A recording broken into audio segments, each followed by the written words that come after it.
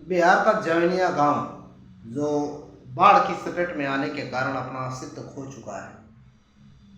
अगर हम देखें तो बिहार के नेताओं ने जिस तरीके से इस गांव को अनदेखा किया है, बाढ़ के पूर्वानुमानों से पूरी तरीके से निश्चिंत रही है सरकार। बाढ़ नियंत्रण प्रणाली पूरी तरीके से फेल रही है। प्राकृतिक आपदा के पूर्वानुमानों को लगाने वाली एजेंसियां पूरी तरीके से फेल रही हैं। जिस तरीके से गंगा की तलहटी में बसा हुआ यह जवनिया गांव पूरी तरीके से गंगा में समाहित होकर अपना अस्तित्व फिलहाल खो चुका है। वहाँ का जनजीवन पूरी तरीके से छत बिछत हो गया है। मतलब अगर हम कहें तो जो फंडामेंटल राइट्स हैं जीवन जीने के, वो पूरी तरीके से वहाँ के लोगों के संवैधानिक मूल्यों का हनन फिलहाल हो रहा है। वहाँ की सरकार पूरी तरीके से मौन है। दूर से खड़े होकर नेता तमाशा वहाँ देख रहे हैं और 100 से 150 घर पूरी तरीके से गंगा की तलहटी में समा चुके हैं और अभी भी कटान जारी है। कटान लगातार हो रहा है। गंगा हाई अलर्ट पर है।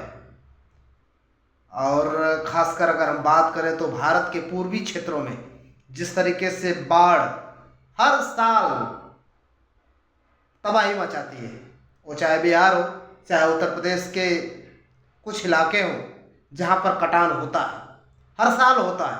यह एक प्राकृतिक आपदा है, लेकिन प्राकृतिक आपदा के रोकथाम के लिए सरकारों की यह जिम्मेदारी है कि इसके लिए कुछ न कुछ उपाय निकालें, क्योंकि जनता ने आपको उस स्थान पर बैठाया है, इसीलिए बैठाया है कि आप उनके लिए कुछ करें। और जवनिया गांव हर साल बाढ़ की चपेट में आता रहा है, लेकिन इस साल जो उसके अगल बगल बंधे बनाए गए थे उनमें कहीं न कहीं वो मजबूती नहीं थी जो ओवरफ्लो को, गंगा के ओवरफ्लो को रोक सकें। और इसी का ही कारण बना कि गंगा अपने फुल फ्लो में जवनिया गांव को अपने गोद में ले गई। और वहाँ का जनजीवन, वहाँ के छोटे छोटे बच्चे जो स्कूल और कॉलेजेस जाने वाले लोग हैं, उनके लिए और भी मुसीबत है। और बाढ़ आने के बाद, बाढ़ जब जाती है तो भी उसके बाद भी लोगों के सामने बहुत सी चुनौतियां होती हैं। अगर हम बाढ़ नियंत्रण प्रणाली को देखें तो उसमें बाढ़ आने और बाढ़ के जाने के बाद जो स्वास्थ्य संबंधी दिक्कतें होती हैं, पीने के पानी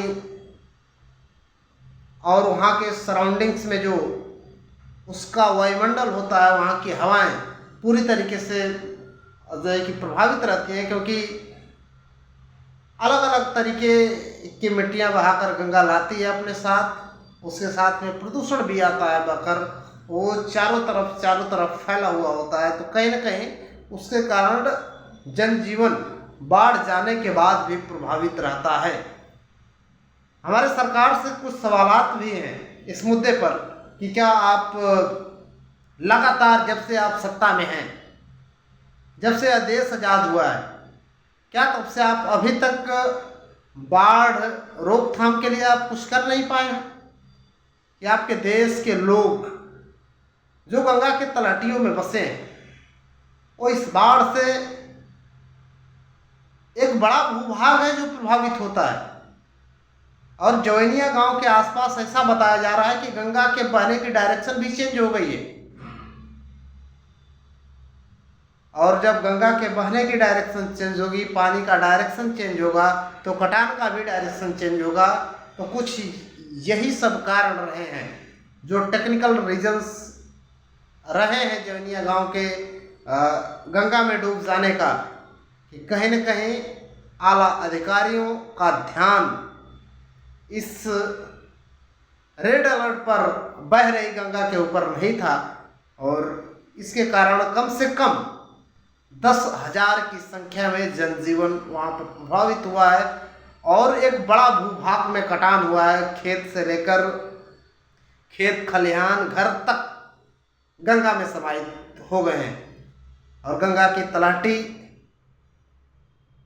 में जो भी विचरण करता है उसको गंगा कहीं न कहीं अपने चपेट में जरूर लेती है और इसके रोकथाम के लिए आगे सरकारें कुछ कदम उठाए हैं। हालांकि वहाँ पर विधायक मंत्री सब के सब लोग पहुँच तो रहे हैं, कुछ सहायता जरूर कर रहे हैं, लेकिन जो स्कूल जाने वाले बच्चे हैं उनका क्या,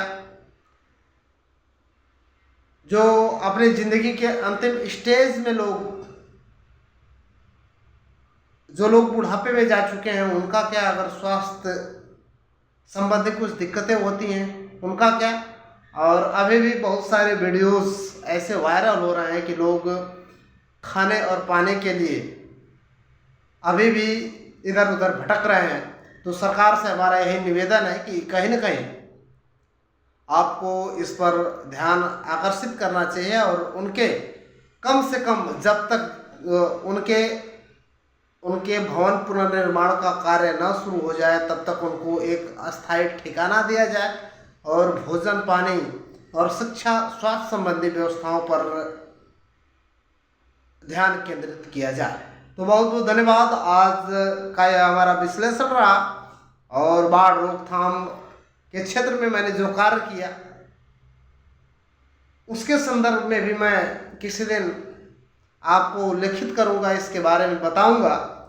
और यदा कदा बाढ़ रोकथाम वाली टीम से हमारी मुलाकात होती रहती है और कुछ हो सुझाव भी हमको देते रहते हैं, कुछ मैं भी सुझाव उनको देता रहता हूँ। लेकिन यह दुख की बात है कि हम सब मिलकर, हम सब की जिम्मेदारी है कि हमारे देश का एक बड़ा भूभाग बाढ़ की चपेट में आने से वहाँ का जनजीवन प्रभावित हो रहा है। तो उम्मीद करते हैं कि इस पर ज़रूर एक्शन होगा और आने वाले समय में बाढ़ से इस देश को और ख़ासकर बिहार और उत्तर प्रदेश के जो इलाके हैं जो बुरी तरीके से बाढ़ की चपेट में आते हैं उनको कुछ न कुछ जरूर राहत मिलेगी। तो बहुत बहुत धन्यवाद। मैं हूँ दीपक पाल, आप हमारे यूट्यूब चैनल दीपक पाल ऑफिशियल पर जुड़कर हमें देख रहे हैं। आप सबका बहुत बहुत शुक्रिया, धन्यवाद।